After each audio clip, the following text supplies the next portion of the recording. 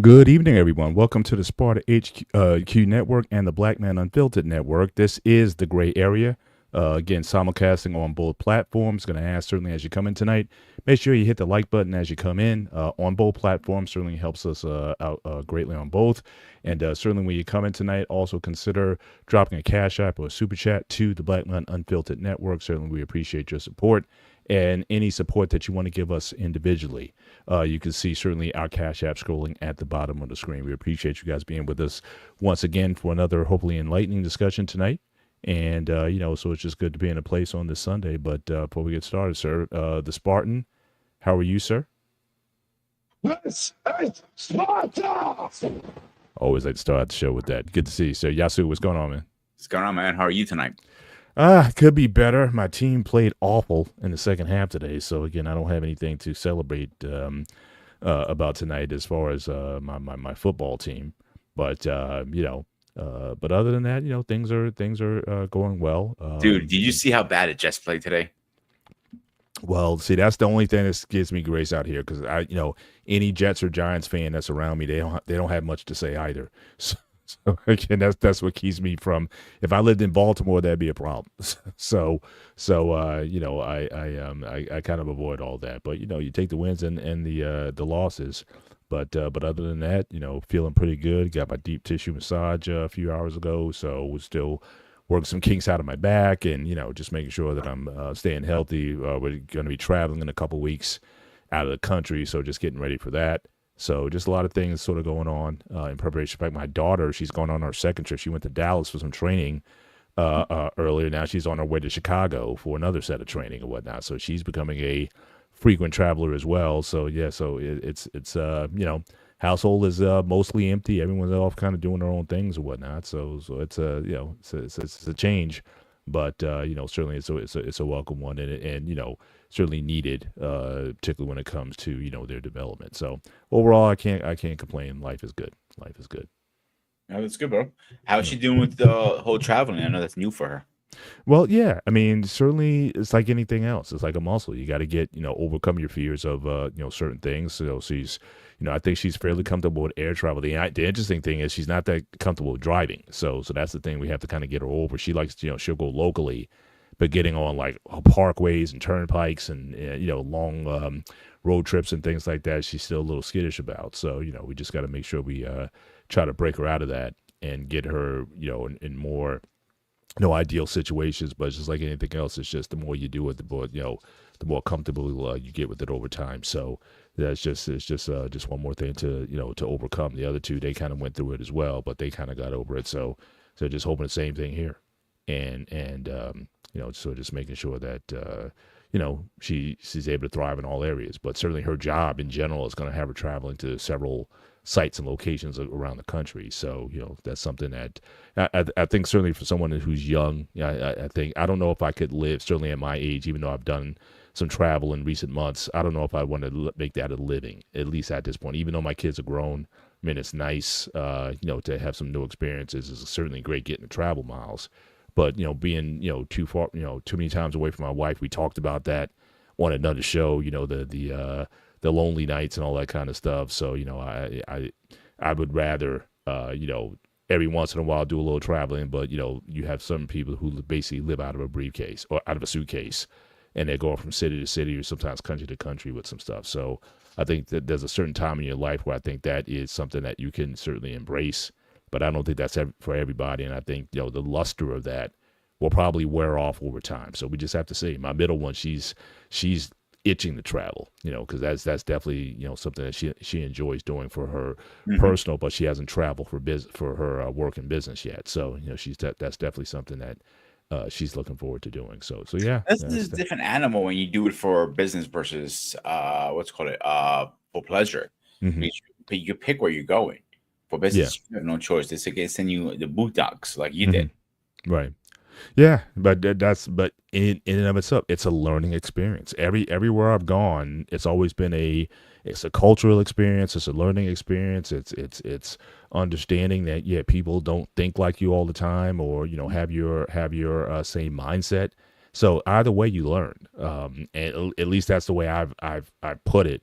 And even with my daughter and whatnot, it's the same thing. It's like use every trip, use every travel experience as an opportunity to learn more about the world, see how we're different, almost like kind of what we do on this show, the gray area, how the Yeah. world is different, and how at the same time we're very much the same. So definitely it is a an opportunity for her for this window of time. Who knows? She gets married and have kids. She may have a different, priorities at that point. But my thing is take advantage of it because it's interesting. When I was in Georgia, I met several people that I work with, very smart, intelligent people, no warehousing and whatnot, but they've never been on an airplane. It's crazy that sounds. Like I said, these folks they kind of grew up in the same area all their lives. For them, a vacation is driving to Florida or going to St. Louis or something like that. It's not like they just relish the idea of, oh yeah, I'm getting on an airplane. Some of them actually kind of shy away from it. So again, it's a different mindset, but it's like, when you're really comfortable with all then it's a different thing. But I know it's one in particular, very smart lady, but she has no intention on getting on an airplane unless she absolutely has to, Mm. and that's just that's kind of how she rolls. So yeah, it's so travel definitely teaches you more about the world that you can certainly get in your little bubble. And I think that's for anybody. That's a reason and encouragement to travel and to do I things personally that. kind of grew up on planes, if you really think about it, Yeah. because Greece came back and forth all the time. Mm-hmm. Mm-hmm. Greece was like airplane was like my second home almost. Yeah. And I've known kids who traveled on airplanes as young as like 9, 10 years old. Like parents put them on a plane, and the plane gets there, and there's people there to greet them there. So I've seen kids like unattended on airplane flights, I or did at it least myself. young adolescents. So but it's just interesting. You'll still have people of a certain age, and they're still afraid of airplanes or travel or what have you. So uh,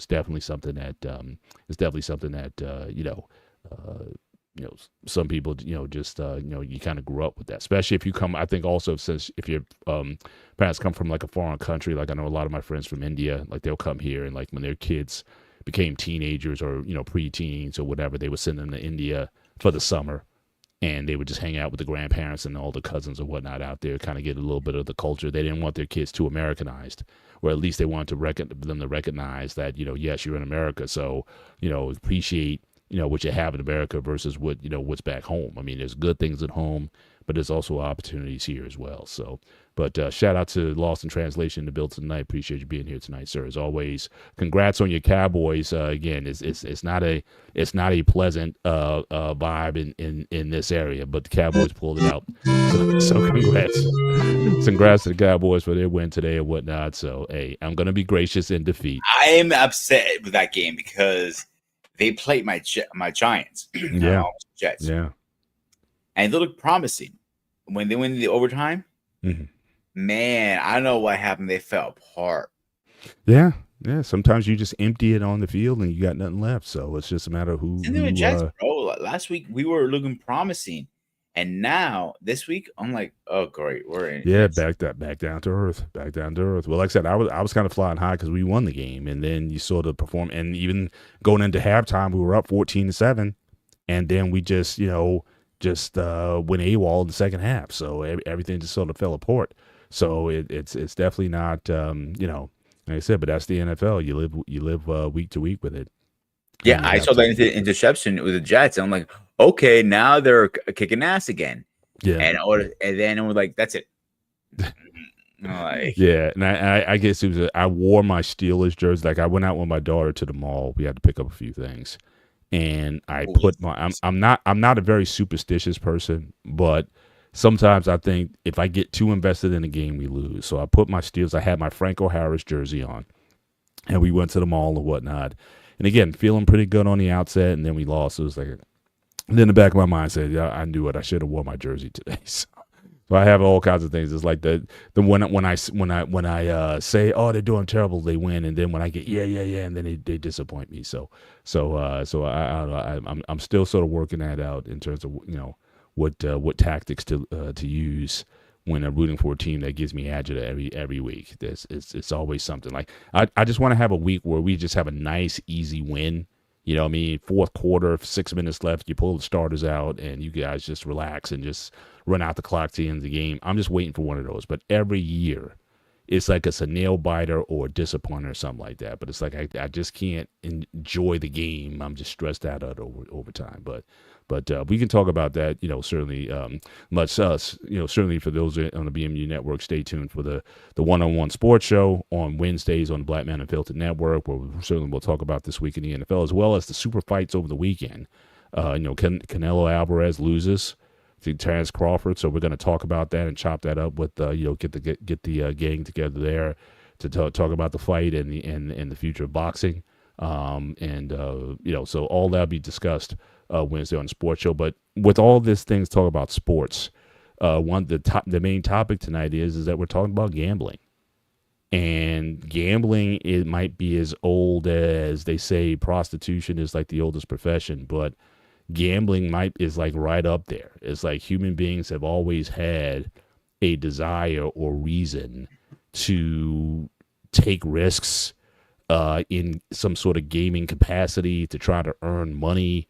Or just a sense of winning. Like, it's like when I was reading up on this, they were talking about like just the endorphins that are released in some people when they win. It could be a poker game. It could be an online game. It could be, like I said, betting. If you in sports betting, your player did well this week, or your team won, and you want some money, or there was an office pool that you went into and you picked the score. Mm-hmm. There's so many ways to gamble and to bet, and it's just so ingrained in human culture globally. It's not just a U.S. problem, although we are the biggest consumers of it. In fact, I just got some stats here. Just want to talk about now. These are some stats I just pulled from several sources here. Just like I always like to frame the discussion. So the U.S. is certainly clearly number one in the world. 116 billion in losses, meaning you didn't win anything. But people still love to gamble. There's about 2,000 casinos, certainly in the United States. What's surprising is China is second, even though it's sort of a different economy and whatnot, but gambling is still prevalent there. But if you look at this, it's mostly in a lot of developed nations where the gambling is the highest, right? So Japan, all these high-end, very cosmopolitan type of places, gambling is just a part of people's lives. And so, I'm always curious as to why people gamble. Like, what's because it really doesn't do anything for me per se. Like, my wife and I, we'll go to Vegas or whatever. We may spend maybe $10, $20 max, and we'll stretch that out for some slot games or something like that. And when we're done, we're done. It's like it's not. It's not something that we get a lot of enjoyment or entertainment out of. And these days, I was just reading some stats recently that actually Vegas is in trouble because what used to draw people to Vegas was the gambling. But because of online gaming and sports betting, you really don't have to go there. I mean, there was places where you went in the country to gamble. You went to Atlantic City, New Jersey. You went to Las Vegas or Reno. You went to, Pennsylvania, like the Poconos, or Connecticut, like with the Indian, with the Native American reservations and stuff. But there weren't like a ton of places throughout the country where you can go and gamble. Yeah. So in my area, the mountain area is pretty new. I think maybe 20 years tops has been open. Mm-hmm. But Wilkes-Barre has been open for a while. Caesars, I think it is. Yeah. So I've been gambling. So one thing I want to definitely will say with you, Paul, you're a very disciplined person. Mm-hmm. So your discipline kicks in. Like, I don't really want to spend my money. I prefer to spend my money on any equipment of working out or something in my house. Right. Well, I think it runs a little deeper. I think a lot of it we'll see in my dad. And again, we'll talk about that a little bit later as well, mm-hmm. as far as the ways in which people do gamble. Just seeing my dad growing up, like my dad, as long as I could remember, at least as long as he was able to place his own bets. He always played the lottery every day. So in New Jersey, You have the pick 3, you have the pick 4, and you have the pick 6. The pick 6 was basically that evolved into like the mega jackpot, the mega millions, or whatever it was, or whatever. But the pick 6, the idea is if you win that, you don't have to work for the rest of your life and whatnot. And you had a lot of people, surely even in my dad's time, sort of blue collar workers. It was just a weekly form of life. Now with him, it was like a daily thing. And a lot of times when I got of age, I would place the bets for him. So he would give me his numbers, and he usually played the same numbers all the time. He never did like the random thing, just have him pick, just here. These numbers, I got to play them. And he had his own superstitions about what numbers to pick. Like he said, if he saw a car accident, the first thing he would do is look at the license plate number of the car.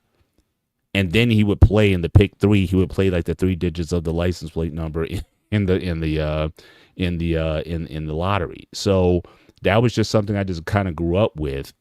But when I became a teenager and I started to like count it up, like how much he was spending on a yearly basis, it was over a couple $1,000s a year. And the number of times he may have hit or won the lottery, I could probably count 5 times in all the years that I was with him that he actually won something. Mm-hmm. But if he won, then you couldn't tell him anything, right? It could have been like 3, 4, 5 years since the last time he won. But if he won, he had bragging rights. I told you I was going to win and whatnot. It was just something that he just did.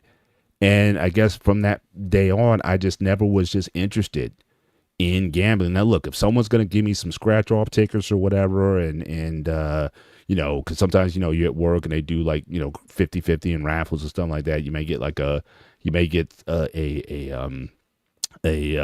scratch offs. So yeah, I mean, I'll play them, but if I don't win anything, I'm not hurting for them. And I'm certainly not spending my own money necessarily to get them, like I said, unless it's some sort of raffle or something like that. So that was just something that it just became a turnoff, and it was just not something that I gained a lot of interest in. Now, again, I'm very competitive, even in gaming. Like if we're playing Monopoly or we're playing poker or spades, I mean, just for fun. I mean, yeah, I can be very competitive. I love winning. I love seeing you lose. I love you getting upset because you got a bad hand. I like the competition. But if you're going to say we're going to start putting money on it, I'm like, absolutely not. I mean, it's like I get enough satisfaction just out of seeing you get mad and lose. I've been in Monopoly games where the guy flipped over the board because he was so pissed off because he landed on Boardwalk or Park Place with all my hotels on it, and he basically bankrupt. So he just kind of flips the table over and just leaves. I love all that, but outside of the gaming aspect of it, it really hasn't been a thing for me, as far as, like just entertainment. But clearly in this country, I mean, we lead the world in it. Just some commentary on this. So again, United States, obviously the world's biggest gambler, and this really skyrocketed when the Supreme Court case came out where they overturned a federal law in 1992 prohibiting sports betting in most states. Around 26% of adults placed bets on the Super Bowl in 2024, totaling around $23 billion in wagers. That amount rose by $7 billion compared to the previous year. So it is definitely, the online betting, the sports betting, when that broke, that opened up a floodgate, because everybody was doing their own little private pools and things of that nature. But when it became legal, and then you can't watch a game, you can't, if you have an app with some gaming apps or something like that, you can't go by without hearing DraftKings or some other online sports betting. It's all over the place now. Yeah, so it's just even wrestling, bro, we know wrestling is predetermined. Even that you can put that on now. That is the craziest thing. But I mean, I guess it's going to be based on your knowledge of storylines or just how you're able to read the tea leaves of how storylines are going to go. I guess is how people kind of figure that out. But yeah, I agree with you. If stuff's predetermined, you really got to be invested into the weekly storylines in order to kind of get an inkling of what's going to happen in a certain event. I think these days, certainly the WWE, I guess they try to keep you guessing in terms of who's coming back. I know AJ Lee came back a couple weeks ago and everybody's pop, but it was weird because even then even in the stand, you saw people with AJ signs. So it wasn't like they didn't know that she was going to show up. You know what I mean? So if they were trying to keep She kind of that a secret, CM Punk kind of like blew the secret at the last pay-per-view. He was pointing at signs stuff like that, so it was like the most not keep secret out there. You know what I'm saying? So yeah, whatever happened to kayfabe, no, KP is kind of gone at this point. I know. I'm just asking. But the kayfabe era, that never would have happened. You know, I mean, it's Absolutely. yeah. But yeah, so it's big here. But and again, when that law was reversed by the Supreme Court, here you got 38 states where it's still where it's legal. But what I find interesting though is that Texas and California, it's still not legal. And I'd be curious, if VMU was back, if he can shed some light. I'm a little bit surprised. I know it's a conservative state, but again, you see Louisiana, Mississippi, Arkansas. You have a lot of these states that allow it in the South. So I don't know if it's just a cultural thing or it's just, is it? But California is surprising me though why it's not legal there. So you can't even say it's necessarily a Southern thing because obviously California is a very liberal state. But as of this writing, this article came out October 2024. It's still, it's sports betting is still illegal in California, which again is a little bit surprising to me. But you see here the availability of sports betting in all these locales. Now, what you also have now in China, again, technically in China, gambling is illegal.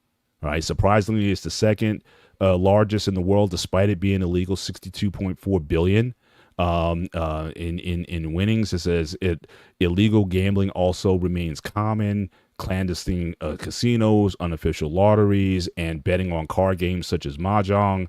But I did know about Macau. Macau is a Chinese territory, but it's like it's the Las Vegas of the Far East because I know there have been like some boxing matches, like Manny Pacquiao. I think he might have fought there one time, and so there it's like the whole gambling mecca of the Far East is in Macau. So that I did know. So I guess there's certain regions, I guess, where it's allowed.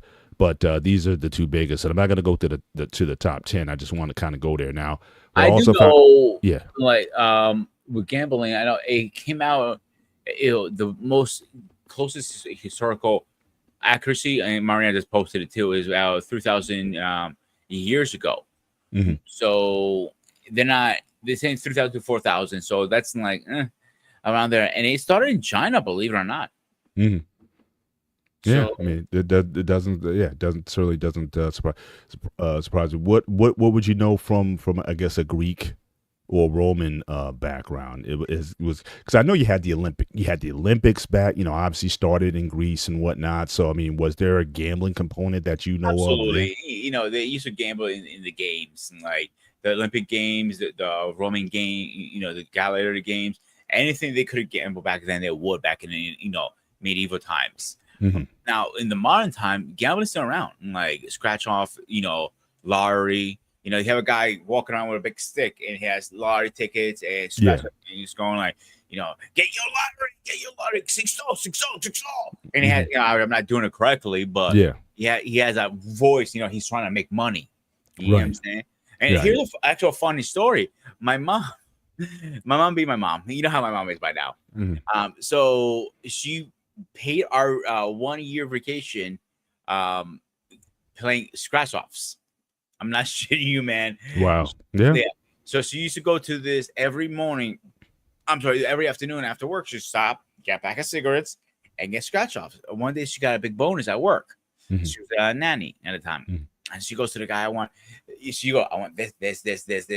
like, you go, Anna, come on, chill out, Annie. And like, you're going too far here. Like, and like, I want the money. Don't get me wrong, but as a loyal customer, I can't let you do it. Like, no. You go, fuck you. I want those. She literally randomly picked them. No, but she didn't pick from the same row. She picked them right. She spread it around. Yeah, because she felt like they were rigged, and she won most of them. Wow.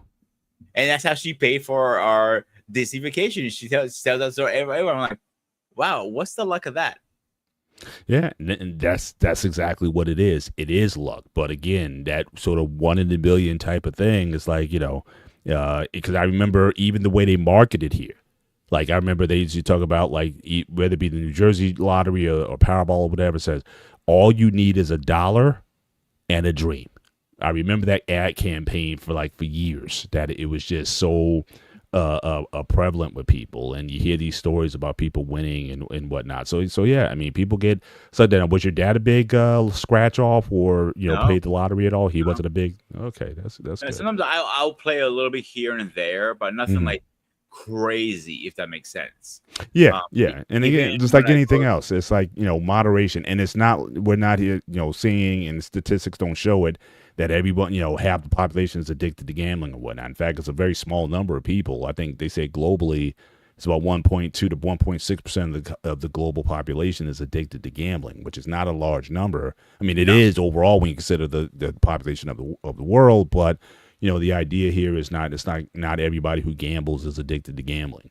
But I have seen up close how people spend their time, especially a lot of senior citizens or whatnot, when they're in the slot machines and whatnot, and they're just constantly playing. And the crazy thing about it is it's almost like they don't even care if they win or lose. Like they'll keep pulling money in and pulling the slot down, whether they win or not or whatever. They just keep putting the quarters and dimes and nickels in and just keep pulling. So I'm like, what is? I don't So want to I'm say like, names, but I knew a friend of mine. His sister got hooked on the game so bad, like to the point they gave her what's called a black card. She should take if she had the money, she could continue playing and pay it back later. right? Her balance got so high, Yeah, literally her husband had to bail her out, yeah, and she was banned from the casino completely. She's not allowed to go down to the casino ever again. right. I'm like, when I go to casino, I have a rule. I leave my credit cards at home. I leave them all at home. I bring only my ID because you need your ID to get in. It doesn't matter what age you're in. Right. And I only played $100.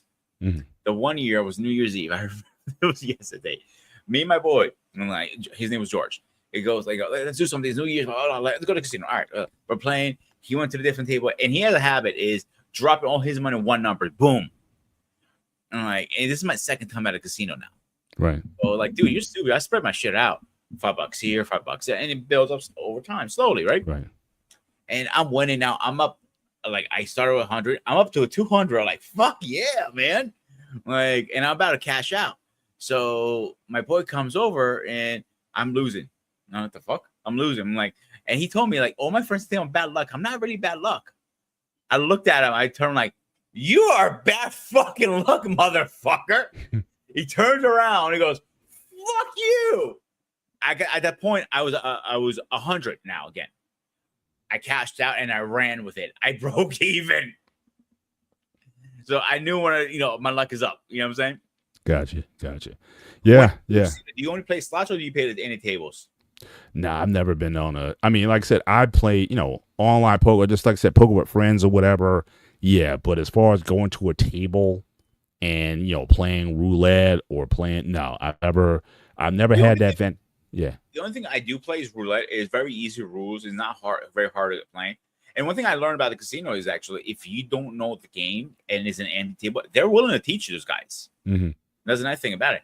And I actually had one of my old directors. He on the weekends he used to be a dealer too. So he used to come home at night like $400 or $500 tips. I'm like, shit, that's a good fucking night. Yeah. They make some very good money. Those. Yeah, for sure. Yeah, definitely. I mean, if you work in the gaming industry, you're good. I just wanted to kind of share some of these stats here, and I can close out so we can carry out the conversation. Oh, my bad. If anyone's curious as far as where the money goes, so again, most like state-run lotteries in terms of like where the money goes. So that you usually have breakdowns. So about 50 to 60% of the money goes to the winners.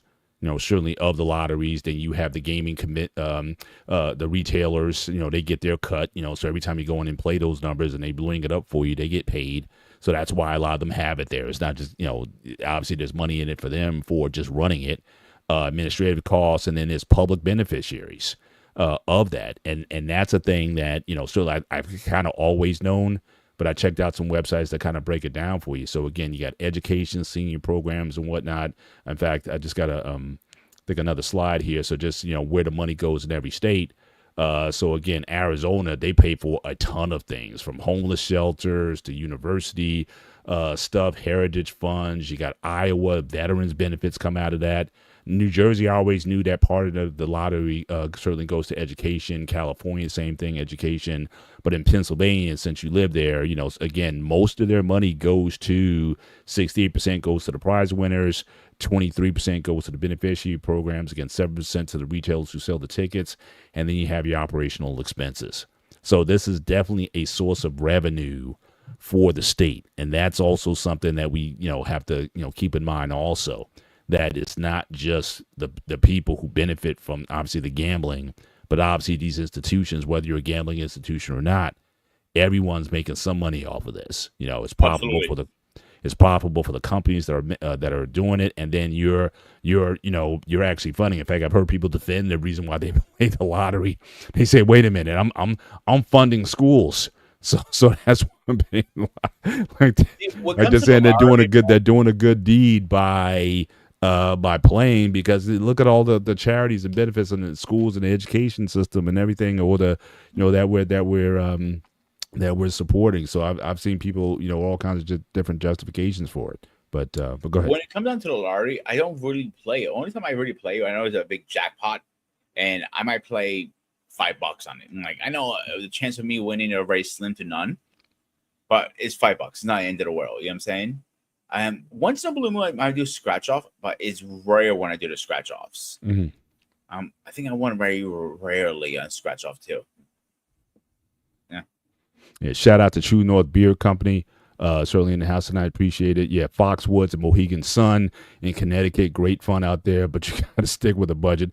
Absolutely. Uncasville, Connecticut. Yeah, absolutely. That is a major gaming. Before you go, we got to get you up here, man. One of these days, we got to get you a nice interview out of you. For sure. We love to have him on, talk about his company and his business and whatnot. So do you have his contact information? Yeah, I do, actually. I'll contact him again. Okay, yeah, so True North. I mean, certainly, let's do that. Let's set that up, and we love to have you on to interview you for the gray area. Love to see how how an entrepreneur builds a business. So certainly we'd appreciate you being here tonight. So just wanted to kind of break that down in terms of where the money goes in most of the lotteries.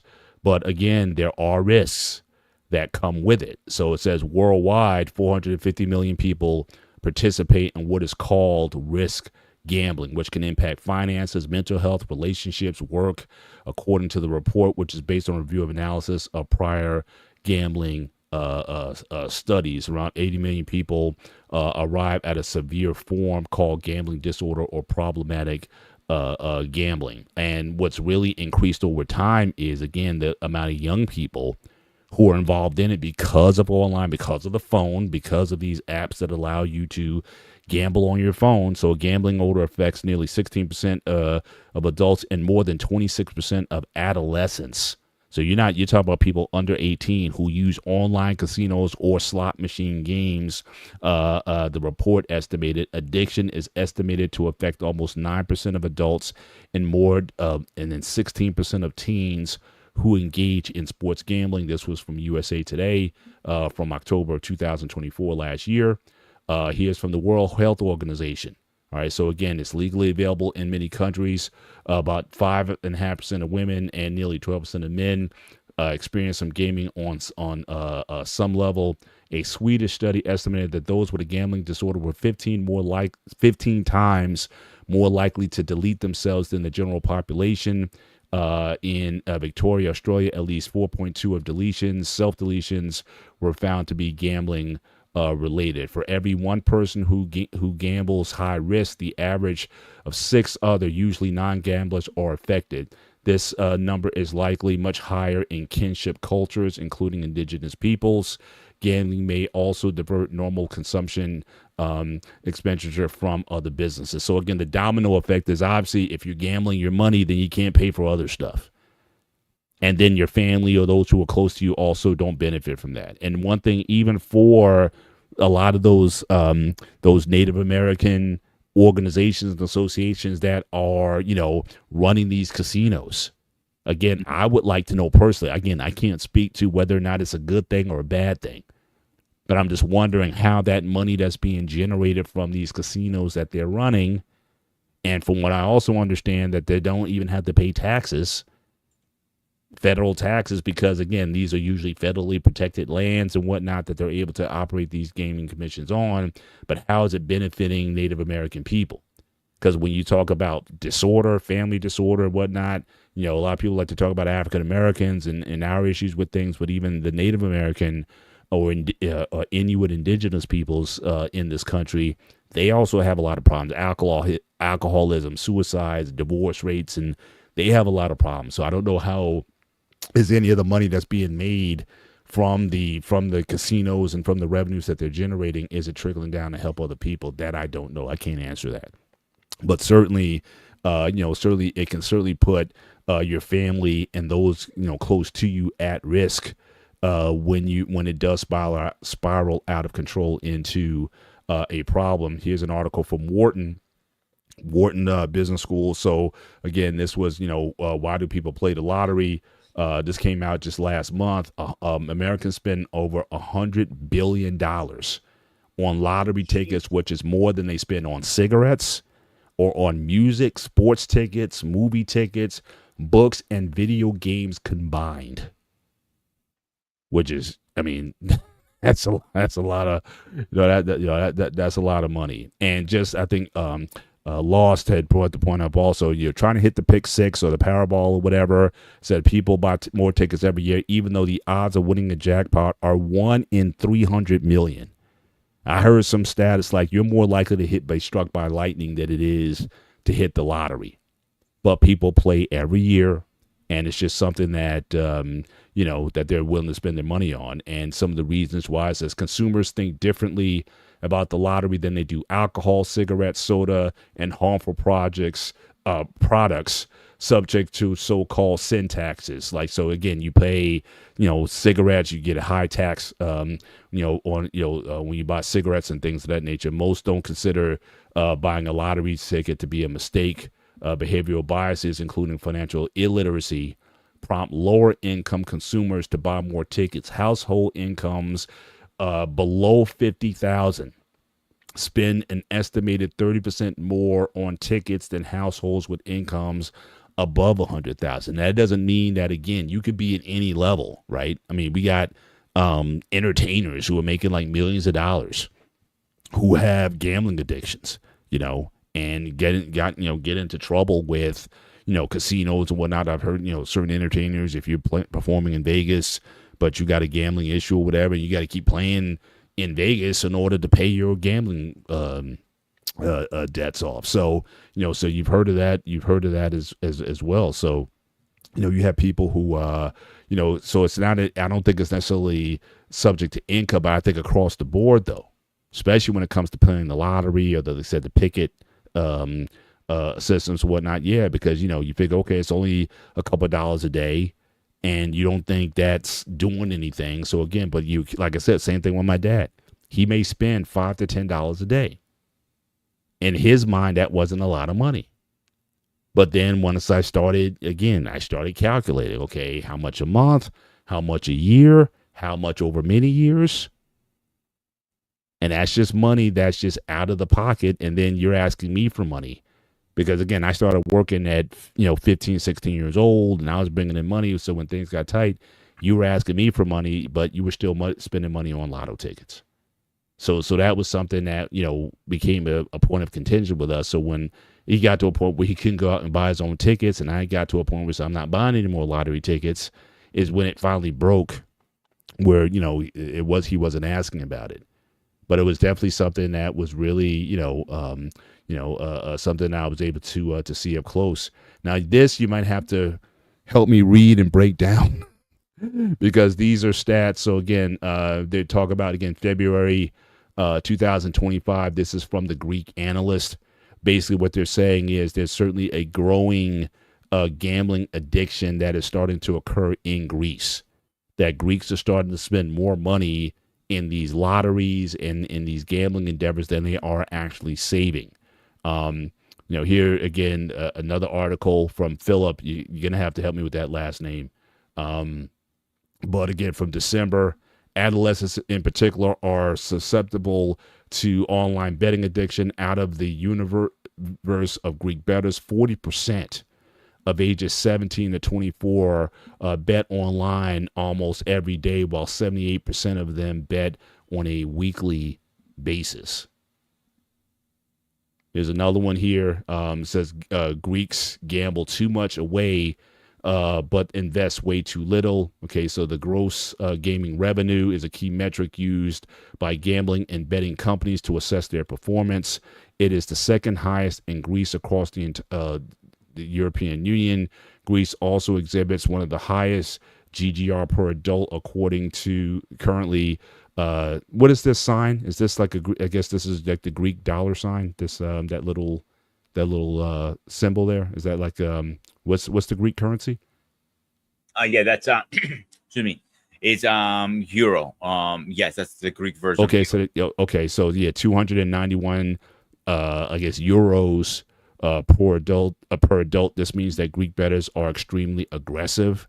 So yeah, so people are putting serious money into gambling, even in Greece.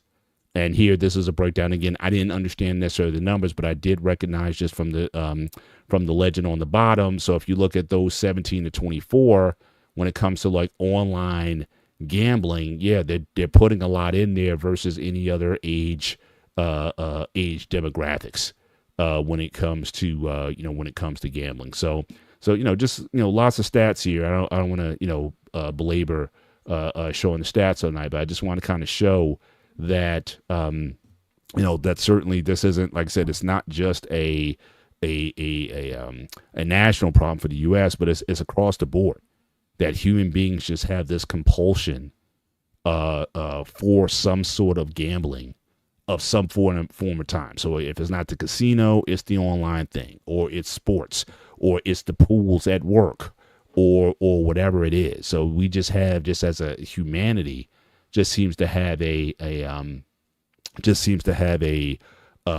craving for that. And so really what I'm curious about from your perspective, Pete, is why do you think that is? I mean, what is really driving? Well, you say you do it occasionally. I mean, what's really, is there some motive there? Is there something in the back of your mind that says, well, what if I do hit one day?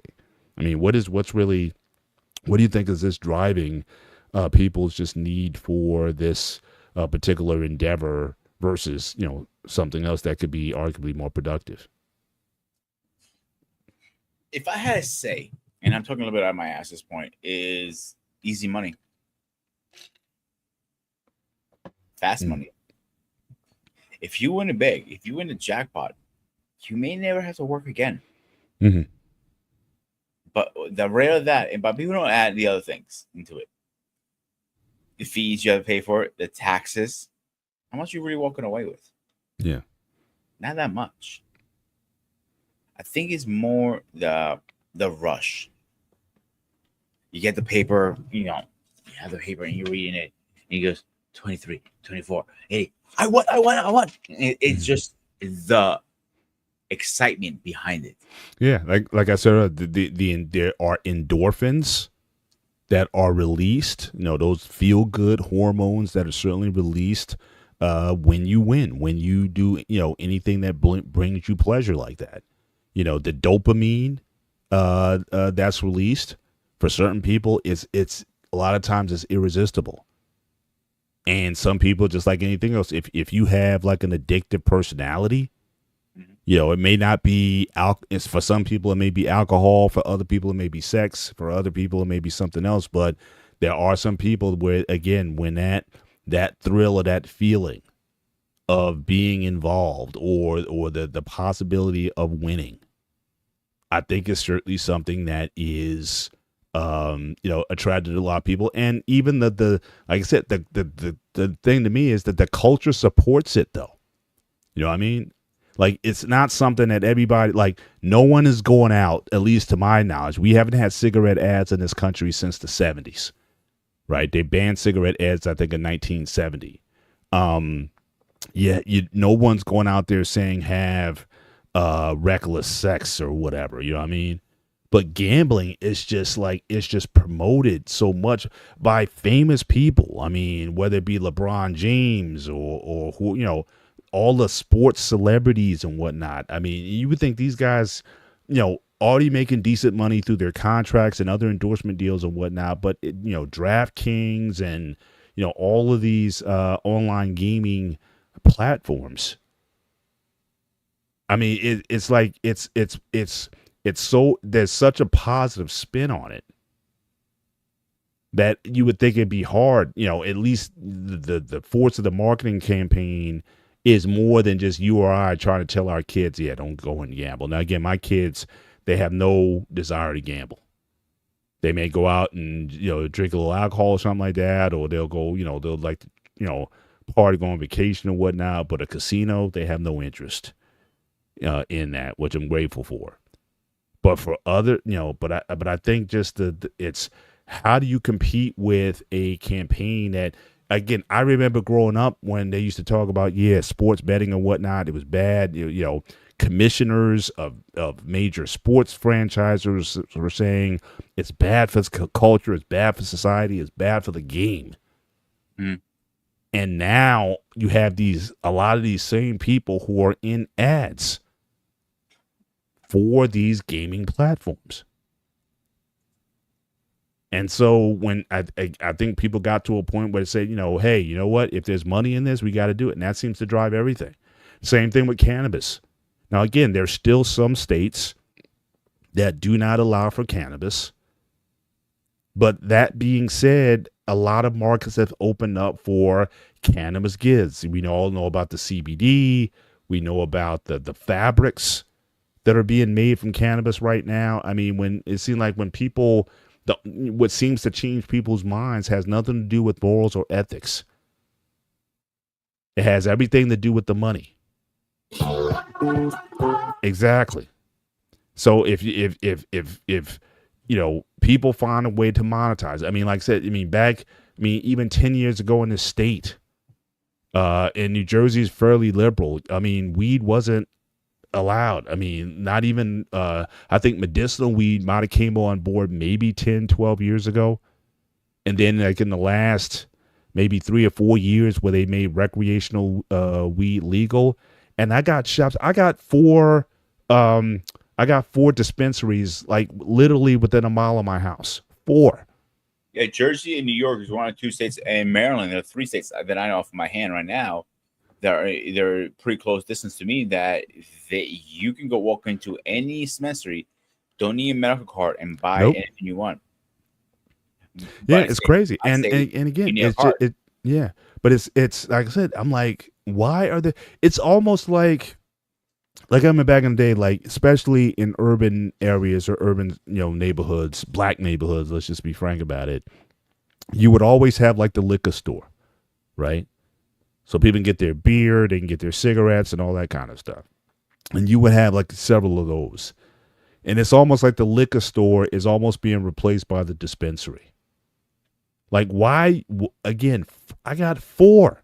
I can get in my car right now and be within all of these dispensaries in less than 5 minutes. In areas and communities where there's persons of color. So, and everybody was like, I know everybody in the state, you had a lot of people who were getting behind it saying, oh, well, this is, the first thing, which I thought was a good thing was, change the legal system so people with prior records or convictions for weed get those records expunged. I agree with that wholeheartedly, 100%.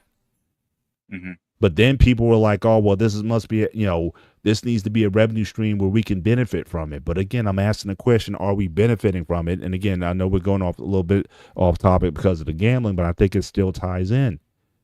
Here's the funny thing behind that. I spoke to a couple of friends of mine that moved out of New York very recently, the last few friends I had.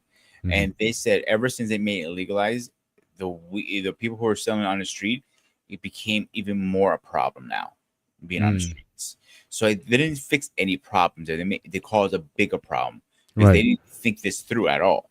They just threw at the wall, darts at the wall, like, let's see what happens. Yeah, and is there any? I don't even know what the regulatory is. Like, I would think if you went into an actual dispensary and bought the stuff, that is there some sort of like, testing going on? I mean, is it good? Is it what they say it is? Because So the here's a real little history lesson for everybody.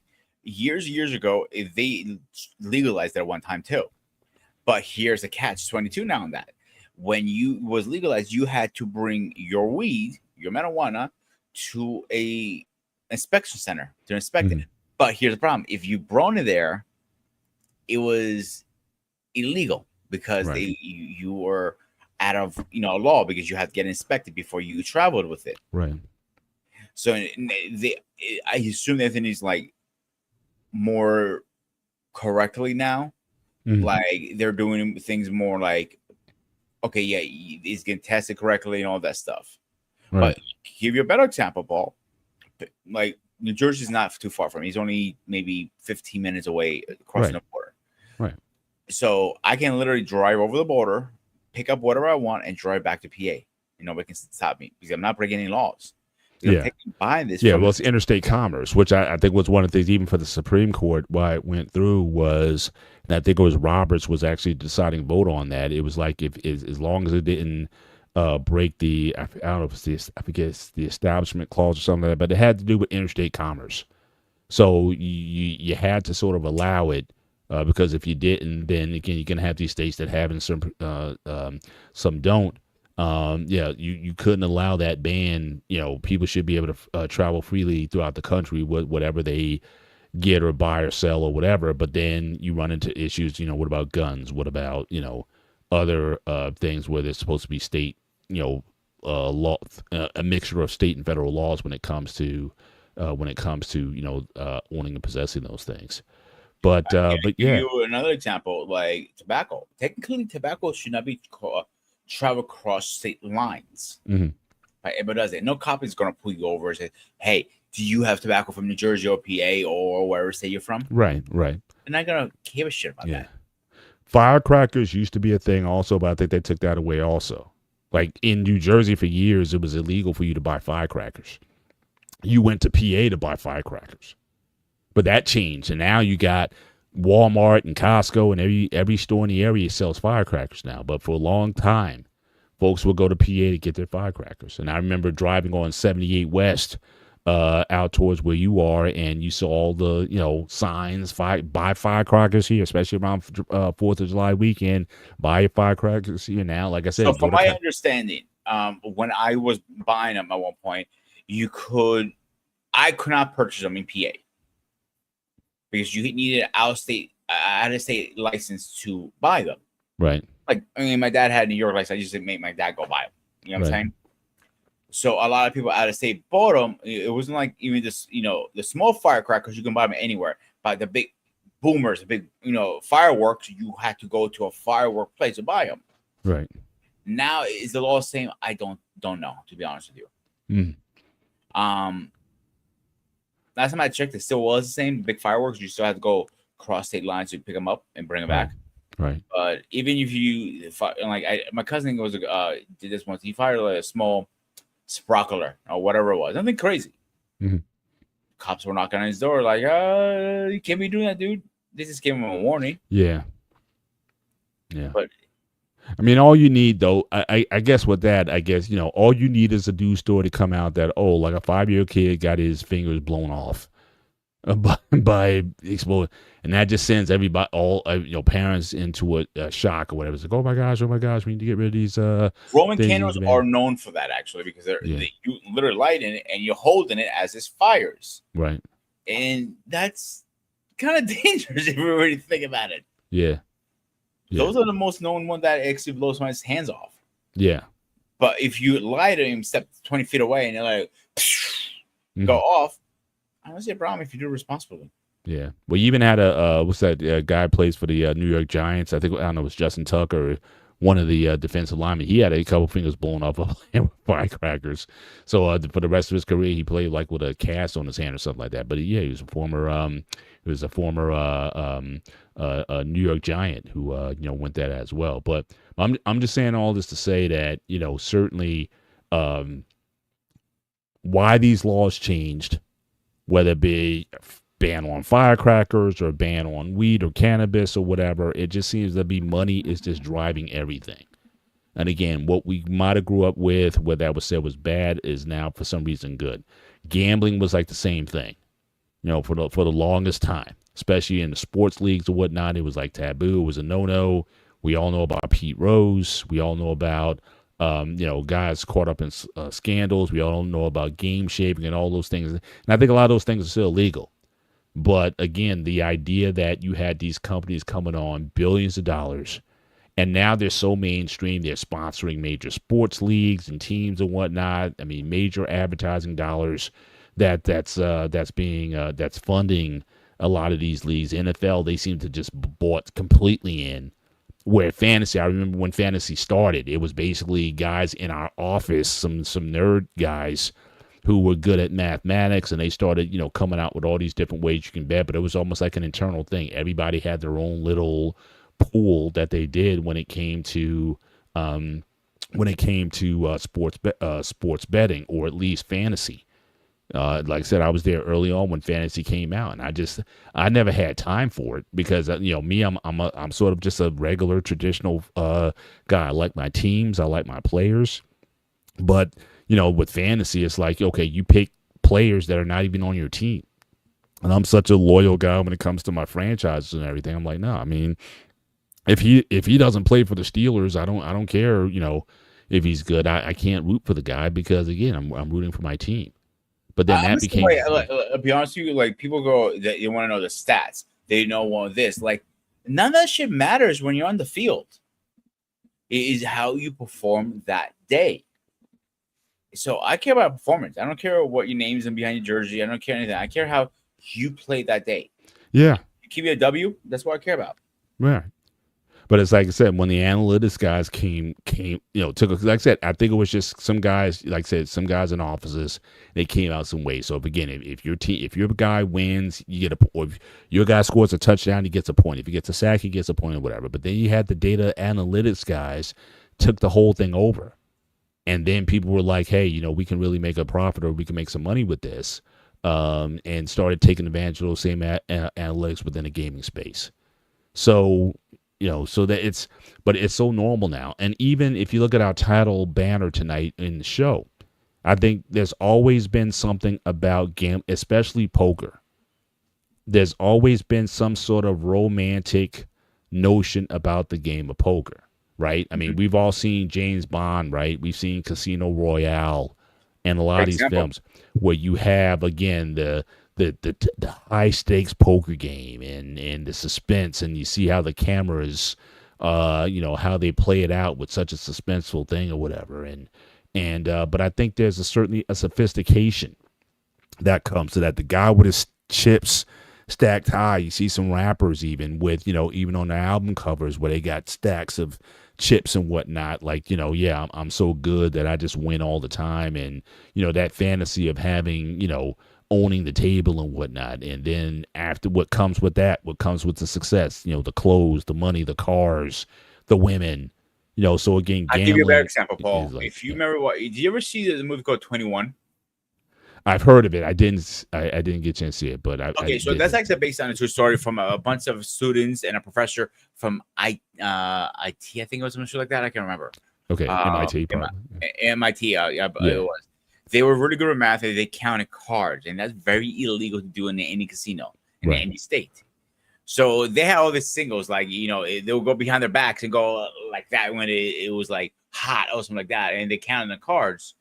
They literally, because they kind of picked it up after a while. They were like strip them down, like, oh, you have a computer. Like sometimes you used to sneak a little smoke computers in your foot, kind of figure it out, the code and all that stuff. But everybody, any way to get an upper edge.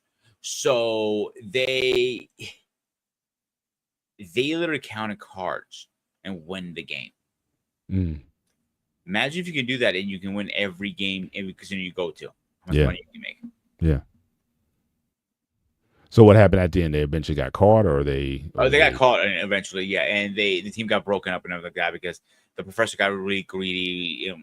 You need to watch the movie, bro. It's a very good movie. I recommend you watch 21. Okay, all right. I'll look it up. I'll definitely look it up. Yep, for sure.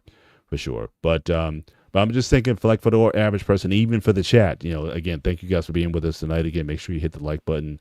Certainly as you join us. Do you gamble? And if you do gamble, why do you gamble? Is it just recreationally? Has it ever gotten to a point where it became a problem? And if you were able to come out of that on the other side, how did you get over it? Or what was going on in your mind as you were gambling? Was it just like I said, the dopamine? Was it the euphoria of it? Was it the excitement? I mean, what was it that made it so, irresistible that you couldn't just stop from doing it for long periods of time? And what was your gambling of choice?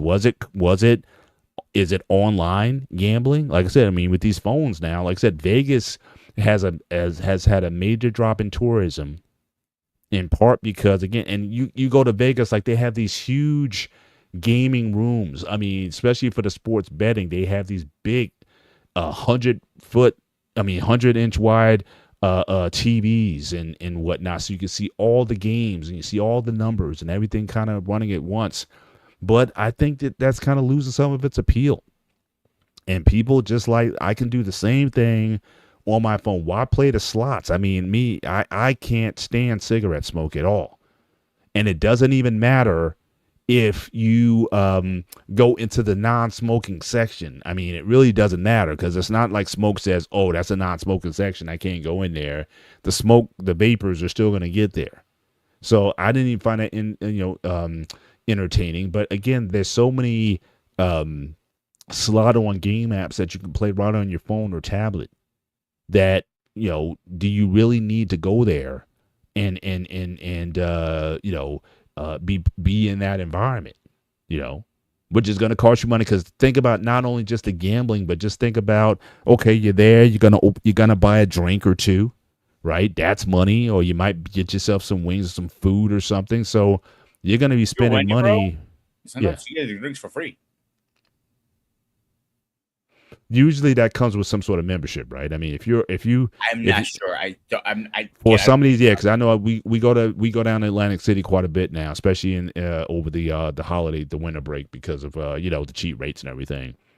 If you are like a member, like they have all these membership tiers and whatnot, and if you're constantly spending money down there, then they'll give you that. But the thing about it's like anything else, you got to spend more than they're gonna give you. Like I know one time we were down there, they were giving away these luxury robes and stuff. But these are like for the big ballers. These are the guys who are spending $3,000, $4,000, $5,000. So it's almost like you're not getting. It's not like they're giving it to you for free. They're taking advantage of the fact that you're spending money down there, and the fact that just like with any casino or facility like that, the house is always going to win, right? If it ever got to a point where they started losing more than they were taking in, they would stop it. Mm-hmm. So they already know that it's rigged. I remember that movie. Did you ever see that movie? I'll give you one. You ever see Casino? I think so. Yeah, I mean that was Joe Pesci and I forget. Oh, geez, I'm having a Robert De Niro and those guys. And that was in the days when when the mob ran Las Vegas. So you're talking about like the 70s, the mid to late 70s, when the mob, they were, obviously the mob started Vegas. So for 30 years they essentially ran Las Vegas, and this was like in the final heyday. But they would make sure. There was a scene in the movie where if a guy was too good, like he was winning too much, they would actually create situations and scenarios where the guy would stay in the casino. Like either his car would be late or something that, whatever. And they would say, oh, we're sorry this has happened and whatnot, but hey, why don't you just keep playing? Hey, your credit's good here. Here we keep playing. The guy was up, and then he wound up losing money sort of at the end. So again, they rigged it in such where you're always going to put more into it than what you get out of it. No matter how nice they make the place look, it looks very sophisticated. It looks very adult. But you had all these people standing in line and get these nice velvet robes that they were giving out. But these are the people you have to spend at a certain tier Not to mention the fact that you got to stay at the hotel. And again, when you stay at the hotel, there's the amenities, there's the food, there's the restaurants. So yeah, you're gonna spend some money there. So for them to invest money in a, I don't know, I'll be generous and say $100 robe that they're probably making for $10 in China or something like that. You're not getting anything for the money that you're investing. But Well, absolutely, I some agree people 100% look. of that. Let me throw a question at you right now. 'Cause I know you're non-gambler person, Right. and I'm a socialized gambler. If it comes to like an affair that the money is going to a volunteer firefighter or a special like non-profit organization, would you play like I don't. Well, you can have that for anything. I mean, I would just give the money, Mhm. right? I mean, just like here, just like I said, I don't need to necessarily participate. Like my kids, they were at some sort of they had some sort of autograph signing. You had like former like New York Giants players. I think Otis Anderson, he used to play for the New York Giants, that Super Bowl team in 1986. He was there, but they were like auctioning off all kinds of memorabilia and stuff, but for like ridiculous money. Like a signed autograph was like $200 or something, or signed memorabilia item was like and they say, yeah, a lot of it's going to the charity or whatever. But again, you break it down, the guy's not there for free, right? You're not going to get these athletes to come out there and sit for 3-4 hours, whatnot. You get fees. We go to Comic-Con, right? All those people are there. They're paid to be there, What, and they're the going to be actors? the actors, the wrestlers, all those people. So actually, you're wrong on that. Okay. So they make their monies off the autographs. The only ones that nobody who's there famous wise is getting paid for anything.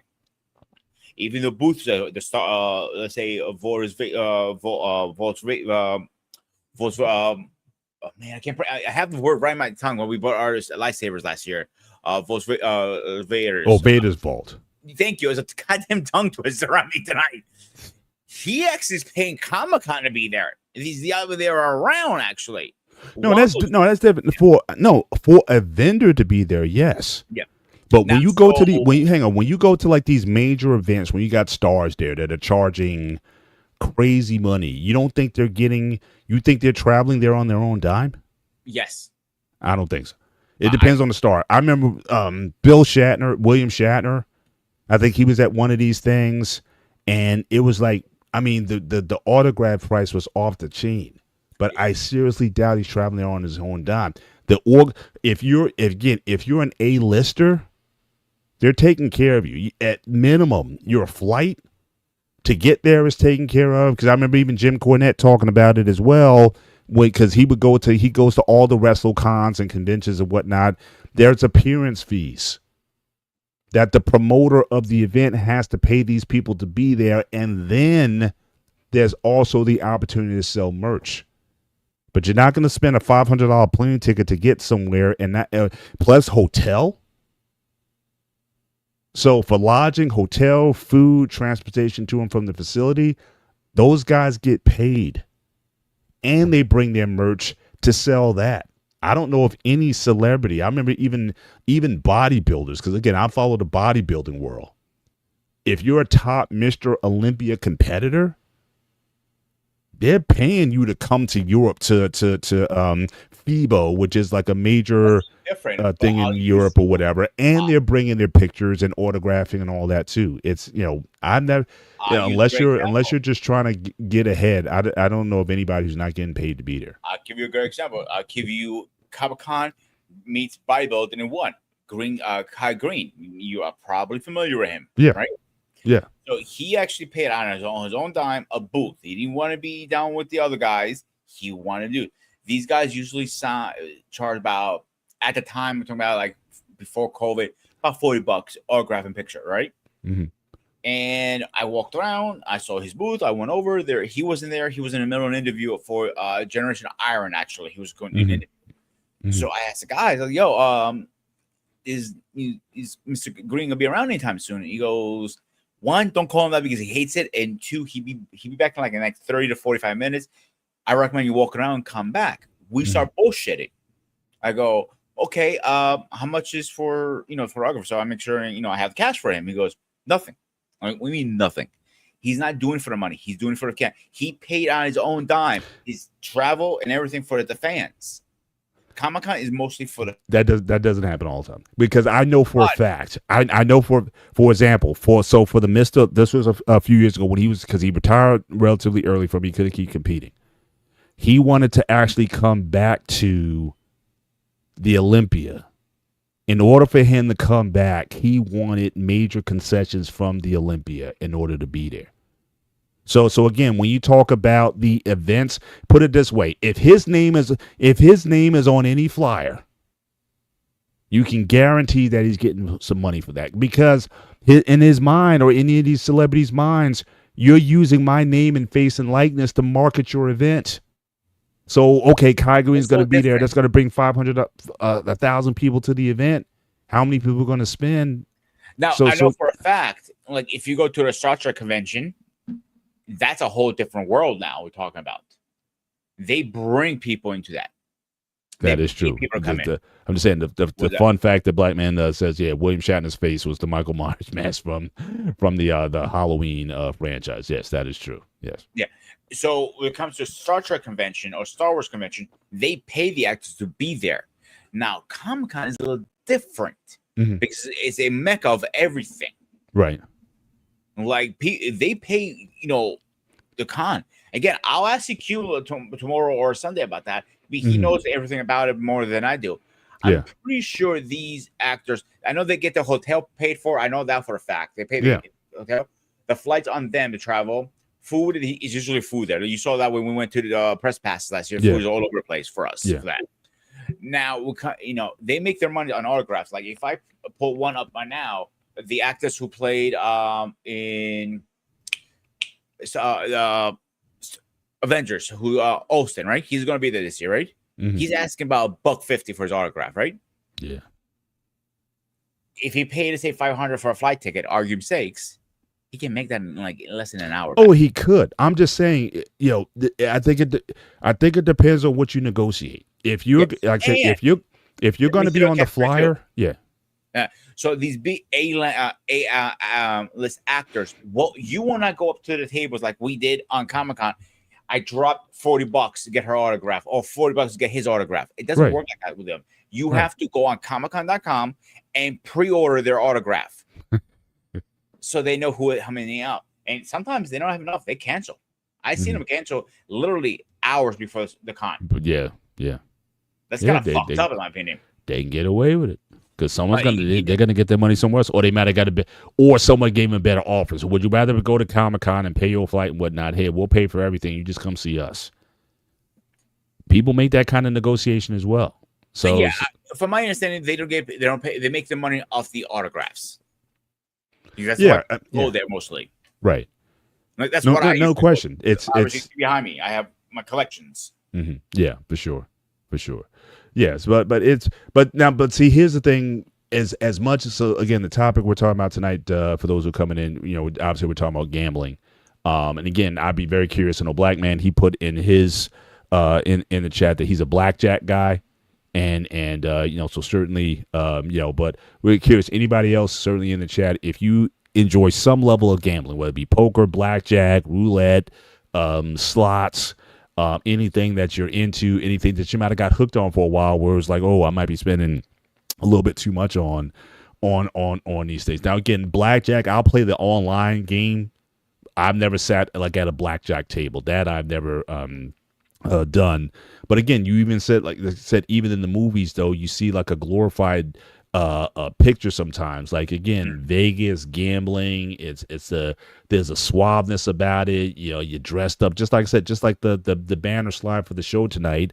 The guy's very well dressed. He's macho looking. He's got money. He's probably got women at his feet. And the times I've gone to Vegas or Atlantic City, I've seen that. The guys who got money because of the women on their arm. And there's something to that an image that some people may be attracted to. But I think for the average everyday person, I think certainly we talked about, obviously there's a hope of winning, no matter how small those hopes are, because someone won. And one thing that I also looked up, when I was putting the slides together, I didn't really get a chance to go in detail, but I wanted to kind of show this.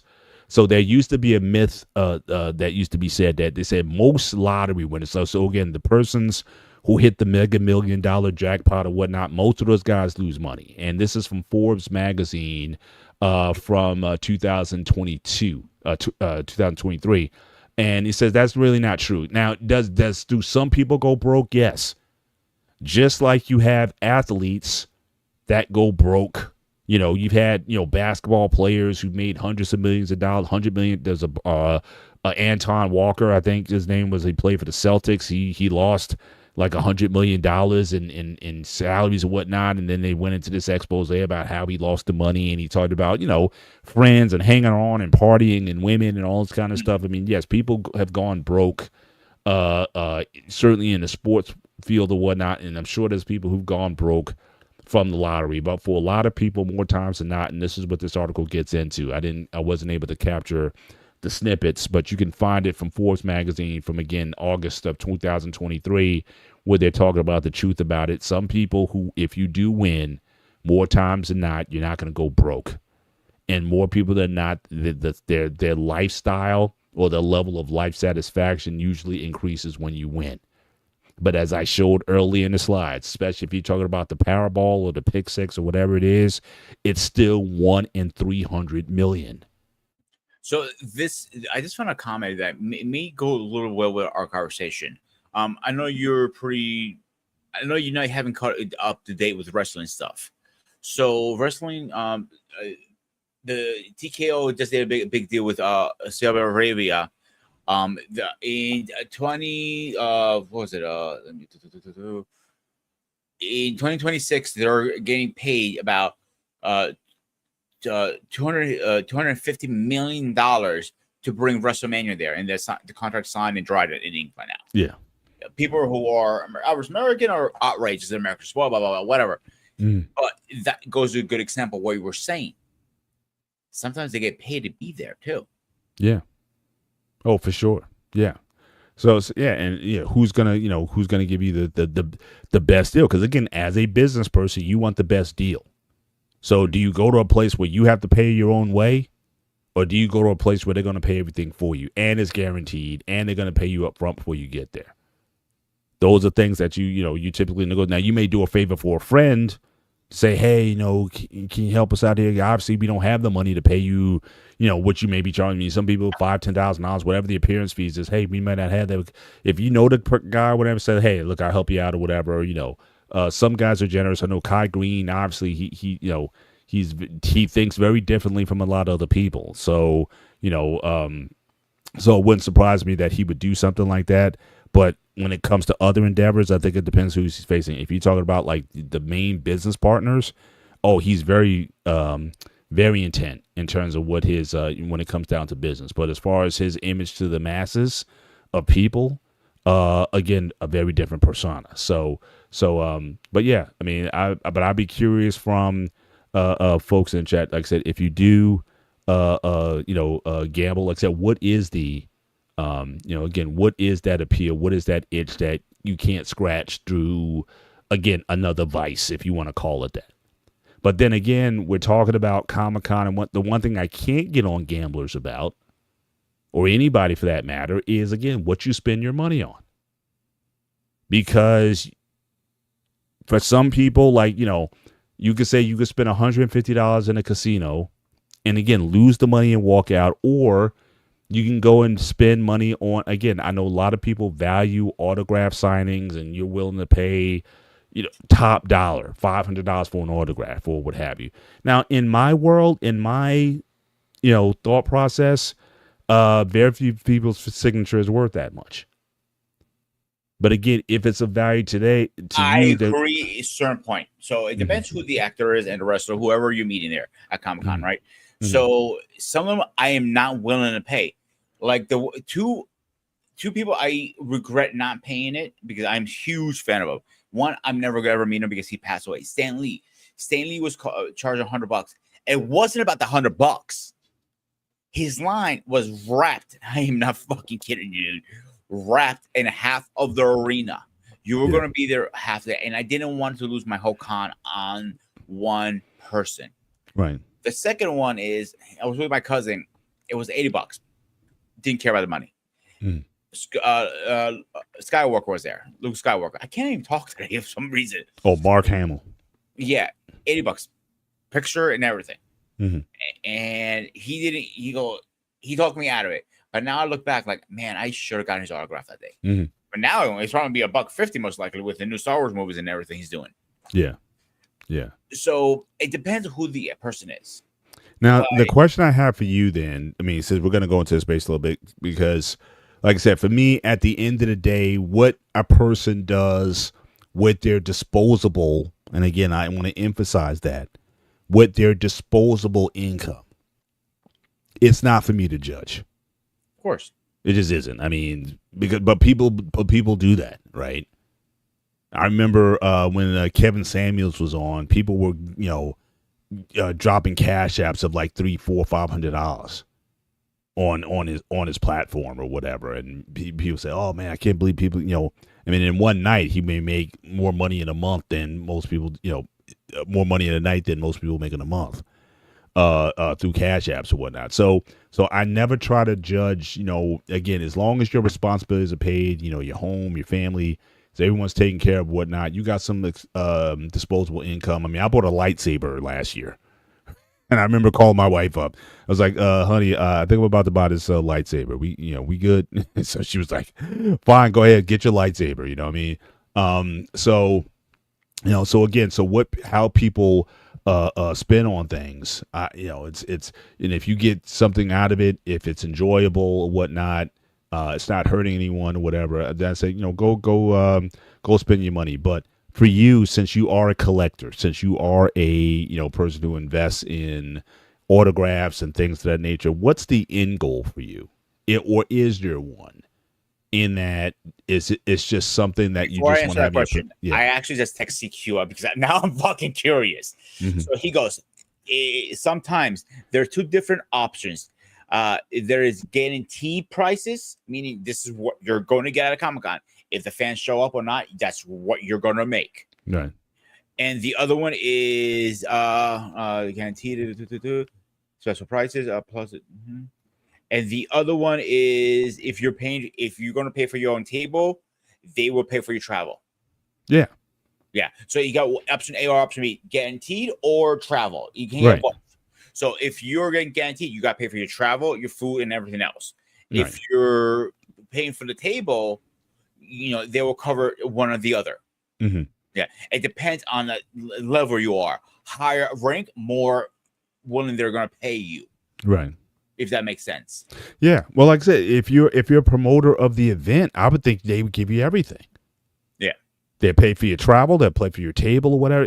Again, if they're going to use you in advertising materials, then I would think that, they're gonna roll out the red carpet for you to be there at their event because they know that you're going to draw a ton of people to you. Because even when we were there, like I think Mick Foley was there and Rikishi was there from last year. And like I said, when we were there were very little lines. I mean, it wasn't like lines around maybe we came there a little bit later, or the lines are going to come. I'm sending you the conversation in the back chat so you can see what I'm talking about. Right. Yeah. So I mean, that can happen. Mick Foley, I met twice. Mick Foley never had a big line ever, and he's actually the nicest one than me too. I don't believe it or not. Well, you can't kind of afford because you don't have. So again, that's the thing. If you don't have the lines, but people still kind of patronize you and whatnot, then you would think you'd want to be nice to them at that point because they don't have to. For the guy who's like you got lines around the block, then and again. You can still be nice, but I'm just saying. But you don't necessarily have to. Right now, when I met, and he, I know he passed. He can rest in peace. J. David Frank, aka Tommy Oliver, aka Green Ranger, White Ranger, Red Ranger, twice Black Ranger. To me, again, it could be because he was recovering from an asshole. He was a little bit injury. Excuse me, coming off an injury. Right. He was a little bit of a dick. I'm not gonna lie to you. But CQ has met him. He goes, he is the most wonderful guy. I'm like, do you want to divorce your wife and marry him? Like, you looked at me like, oh, no. Mm-hmm. But so everybody has a different outtake with him.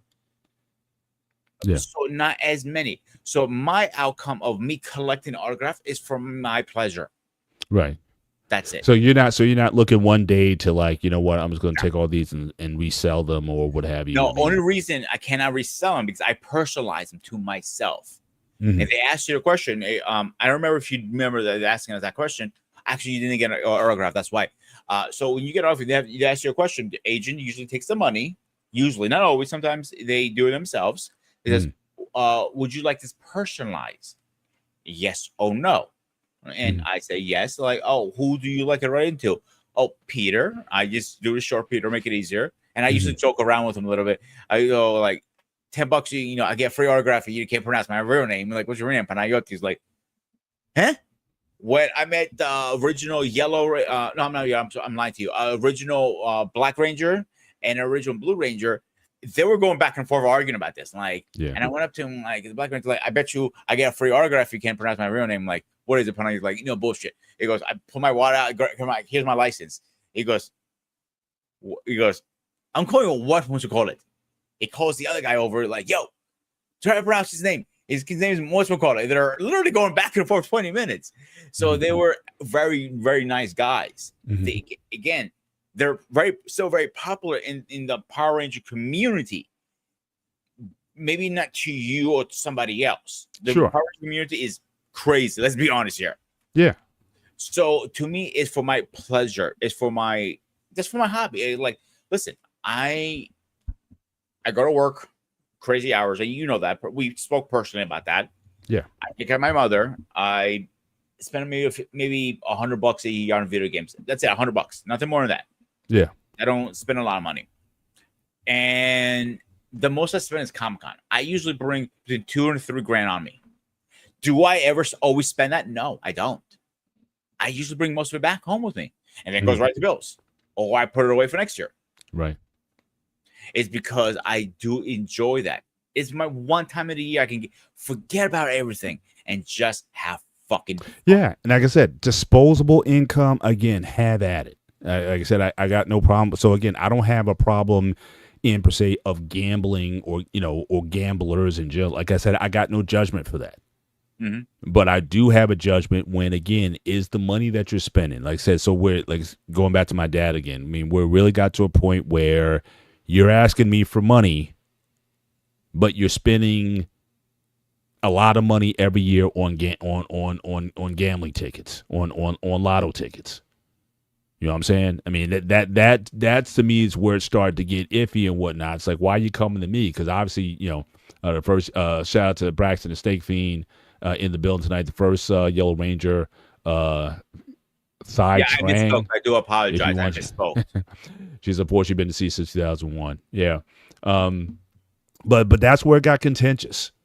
And that's when it got really to be a problem. So again, as long as your stuff is taken care of, what you do, whether you're into gaming, whether you're into collecting, whether it is, travel. I mean, whatever you want to do with your money, it's I don't have an issue with. What I would, like I said, what I would also have an issue with is simply the accessibility of, again, a lot of these apps. Because they talk about age verification and things of that nature. I don't know how it works in that world. But when you have adolescents, as one of the articles that I listed earlier, when you have those guys say that these adolescents get access to these online games. Bro, I'll give you a better one. Yeah. A better one right now. You have a lot of skins on video games, you got DLCs and all this stuff, all right? There are a bunch of multiplayer games, open world. Here, let me look it up.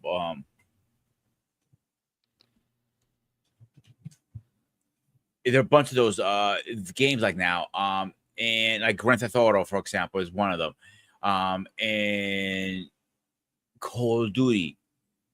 When it comes to Z-Bucks and all that stuff, kids are always stealing parents' credit cards to buy this stuff. Yeah, think what I'm telling you right now. and it's not cheap either. We're talking about a couple hundred into the thousands. Yeah. Think about it. Kids are gambling before they know what gambling is. Yeah. And then and to me that's a danger. So again, I don't know as far as what the mobile companies, with Apple, with the platforms, is there any way? And I don't know how they can stop it. Like, you give your kid an iPhone at age 12 with all that power, and what you download stuff, who's doing any kind of verification to say that these kids should be having access to this, and if they do get a hold of their parents' credit card or something like that, then they're going to find out later on. It's like, whoa, where'd this come from? What are all these gambling sites and whatnot? So I don't think there's any way to prevent that as well. So it's but it's definitely becoming a problem with these teens, or like I said, even before teenagers, and so what happened to her? Oh, she was. Oh, he's talking about the she was in a car accident, a very fatal car accident. That is correct. And yes, she was 27 when she passed. Yeah. That is accurate. Yeah, very unfortunate. She was a great actor and a great martial artist. Indeed. So that's the thing that I'm just wondering. Certainly, with economic, conditions being the way they are, again, as people get stressed, some people turn to different vices, right? Some people turn to drinking. Some people turn to corn. Some people turn to whatever the vice is. Some people will turn to something to kind of deal with problems, and certainly gambling can certainly be one of those. But again, I can't outright say, oh, well, gambling's wrong or what have you. I mean, anytime you spend disposable income on anything, look, I may not agree with your choice. I might not have spent my money on whatever that is. Like, I won't spend $200 on a pair of sneakers ever. I mean, that's just way behind. They could be the Jordan 1s or whatever, unless I plan to I agree with you. I think the shooter to take them in order to resell them. I mean, that's just a little too pricey for my blood for a pair of athletic sneakers or trainers or what have you. So again, we all have our limits when it comes to what we will and won't be able to do. I think certainly if you are gambling, I certainly agree what was posted earlier. Definitely set a limit, set a budget. I think your guy from the True North Beer Company said that. Yes, set a budget and stick to it. If you can, leave your credit card out of harm's way, so to speak. So again, if you do run out of money, you're not. And now, because all these casinos now have ATMs in them, right? You can get money as long as it's in some sort of digital account, whatever. I mean, you can get whatever you want. So yeah, if you do go there, and if you think there's a temptation to do that, then maybe you shouldn't go. Well, like I said, go, just leave your credit cards at home and only take the cash that you bring with you. And when that cash is done, then you get out. Then to me that makes sense. But the idea of gambling, I think there's something that's very almost innate within human beings in general. Like I said, I consider myself pretty competitive, and I like to win. I like the thrill of winning, even when I'm playing a video game. The idea of going to getting to the next level and beating and overcoming an opponent. Yeah, I get, there's certainly a dopamine impact to that. And I guess for those who gamble, it's the same kind of thing. So again, I'm not here to discuss necessarily the science of it, of what causes it, but certainly for those who who get into it, just know that what you're getting into. And they do have sites like, and again, we're not advertising here, but 1-800 Gambler or whatever it is that you need to make sure if you have a problem to get that resolved. But you definitely don't want to put your livelihood, or certainly not the livelihood of your family, at risk. And hopefully you'll be able to read those signs of it before you start getting yourself in a situation you can't get out of. But in a lot of ways, I'm actually happy. I think that what I'm happy about with the gambling is that you don't have to go necessarily to the illegal sources. I'll just say that. Like I said, because back in the day, when one a day. But here's the thing: the legal sources, you're right. but there are people that are doing illegal stuff on Fortnite, for example, one of the most popular kids games. Kids are paying all this money for hackers to give them an upper edge. Think of that now. Yeah. Yeah, and shout out to Braxton. He's talking about, yeah, so anytime they've tried to go for age a verification, especially if, in the corn, they tried to do it 2 or 3 years ago and it didn't work, and Nigeria is trying to do it as well. Yeah, it's hard, because again, you just don't know, and people, privacy laws and things of that nature. How do you know who you're dealing with, And who's to say that even if you are an adult who got it legally, who's to say that your kids can't get it? If back in the day we had cable, and we used to be able to find the cheat codes for the cable box to get the after hours movies and stuff. Who's to say? Oh, I remember that. So who's to say you can't? Who's to say you can't? Who's to say you can't get? It's you in some ways it's actually easier now to do that, unless you got your phone set up with the digital palm print and all that kind of stuff, and that is available now, facial recognition and whatnot. So my favorite one now is like you can get like you said you used to do back in the day, get these little black boxes for to get all the free shows and movies and stuff. I know. Yeah. So obviously, so again, it's gambling has always been sort of an interesting thing to me as we start to wind down. The only thing I want to add to this conversation with the the gaming system, how it is, there should be a way to verify somehow, some way, who's playing and the credit card is going through is a kid versus a parent. Because imagine your daughters, one of your daughters, was playing Fortnite, and all of a sudden you see $5,000 charge on your credit card. How happy would you be? You wouldn't, You murder her, most likely. Yeah. Well, I wouldn't murder her, but not literally, expression of speech. Yeah. Absolutely. Yes. There would be a conversation. Yeah, because obviously it goes through PlayStation plays the company, whatever. So you go PlayStation, and then PlayStation goes, you made the charge. We can't control that. But it has to be a way to control that, so kids are not gambling before they know what gambling is. Yeah. And so that just as a reminder of parents that guard your credit cards, your information where you store stuff, your passwords. Protect your kids from that stuff before they are, so they can't get themselves into trouble.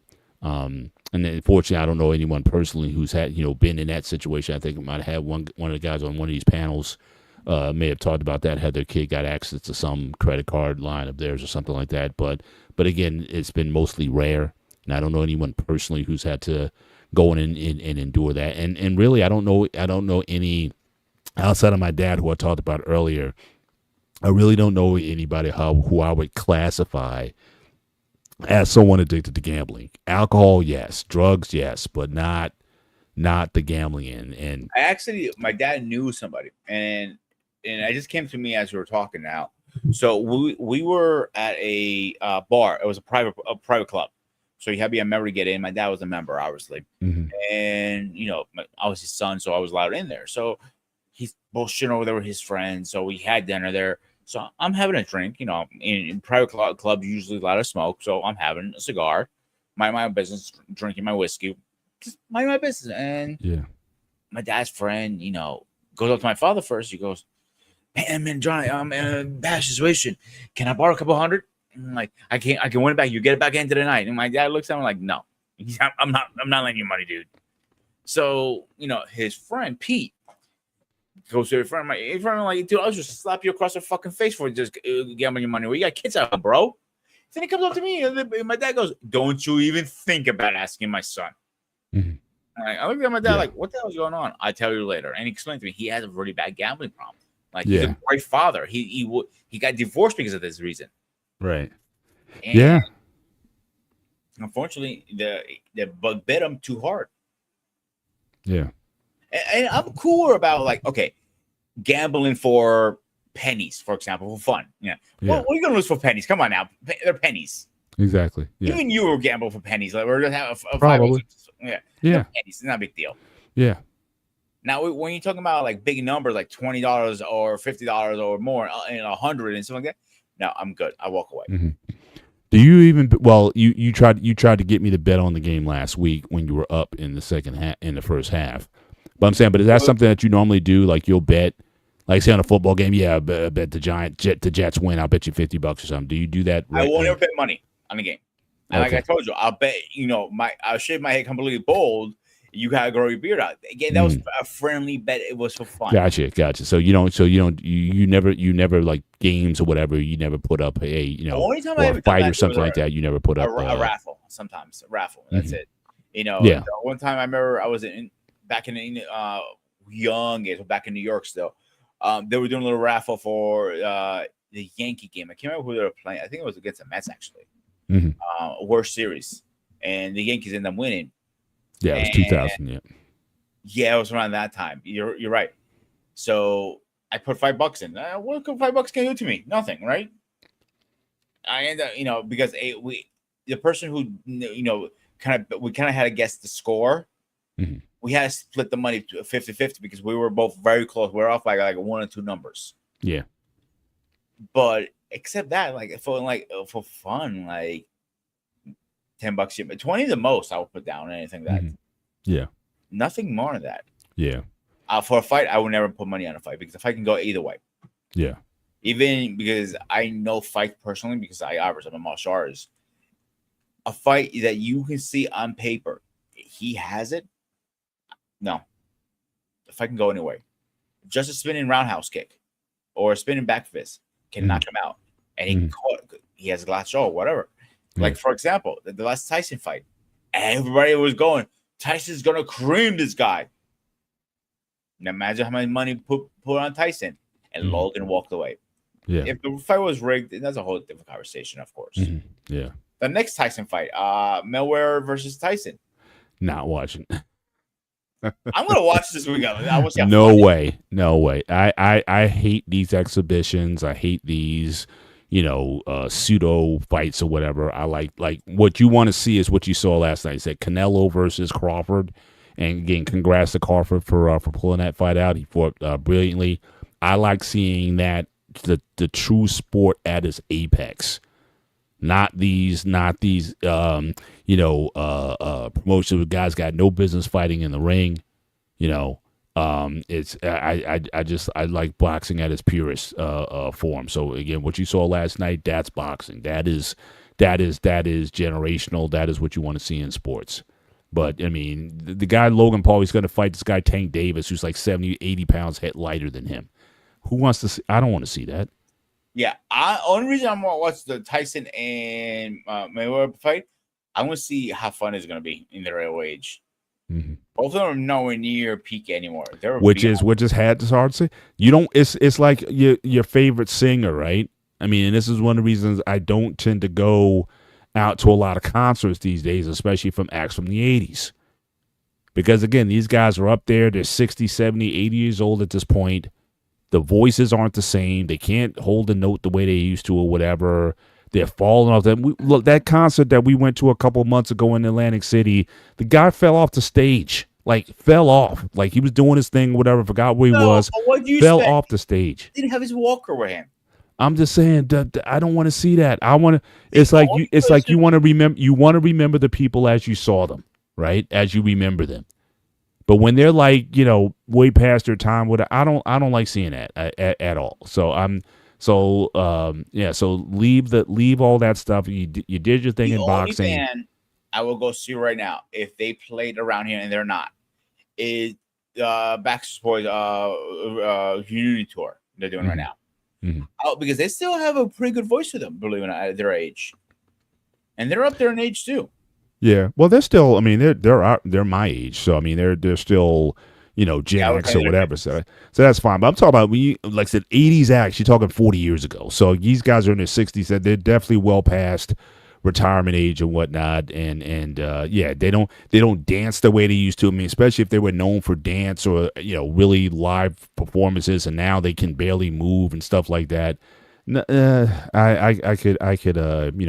can pass on those, but let's start to land this plane on this discussion. So any final thoughts that you have just on gambling certainly in general, and any wisdom you want to share just in terms of how people could go about, if you are going to gamble, what's the best way to go about it? If you're going to gamble, do it very, very respectfully and responsibly. When I say respectfully, respect your wallet. Responsibly, it goes hand in hand. So, like, I do it. I bring $100 when I go to the casino. I leave my credit cards at home. I only bring my license, and that's it. I have a budget. If you lose $100, okay, fuck it. You lost $100. Paul does 20. You lost $20, not into the world. But when you lose your whole goddamn paycheck, you don't have money to pay your rent or your car payment. Now it's a big deal. So just keep that in mind. Absolutely. And like I said here, I mean, we don't have any, I don't have any judgment for people who gamble. Like I said, as long as your responsibilities are paid for, you got extra money, whether you want to spend on it, go to nice restaurants, go travel, or go to the casino and have some fun with the gambling. I got no issue with that. But I am curious though, since I'm not a gambler, what is the thrill for those who do? And maybe in the future, we might want to revisit this topic. Maybe bring up somebody who might have had an issue with gambling. So maybe that's something me and Peter, we can research and talk to someone who maybe had a gambling addiction and then they overcame it, or if they did have to pay for it, whatever. That's something we can possibly look for in the future, where we can bring some people on who can really explore the topic and what that word is like to be. To have that kind of addiction, because it's rare according to the stats, but it does happen to people. How are they able to overcome it is something that I would definitely be. What is that therapy? What is that counseling? Yeah, I've seen guys lose their entire paychecks. Yeah, absolutely. Last thing I want to mention: if you go casinos now, I don't know about Atlantic, but up here at least in PA, all over the casinos is if you have a gambling account, please call this number. I think it's kind of funny you see that in casinos.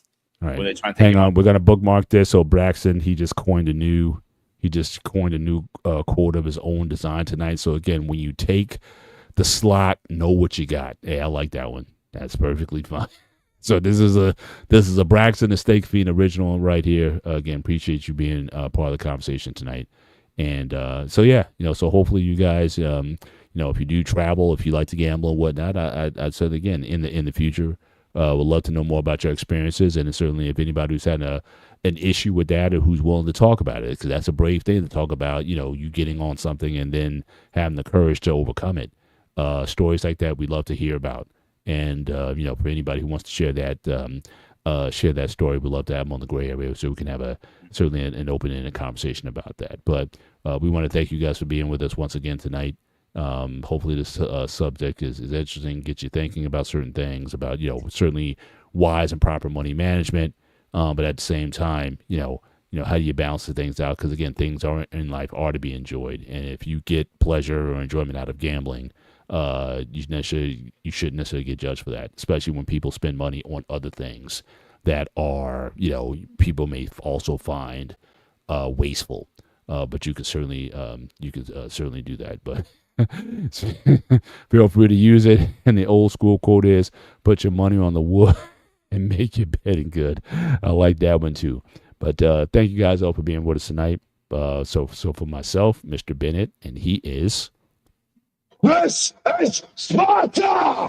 The Ghost of Sparta. This is the Gray Area. You guys have a great week. Take care. God bless, and we'll see you next time.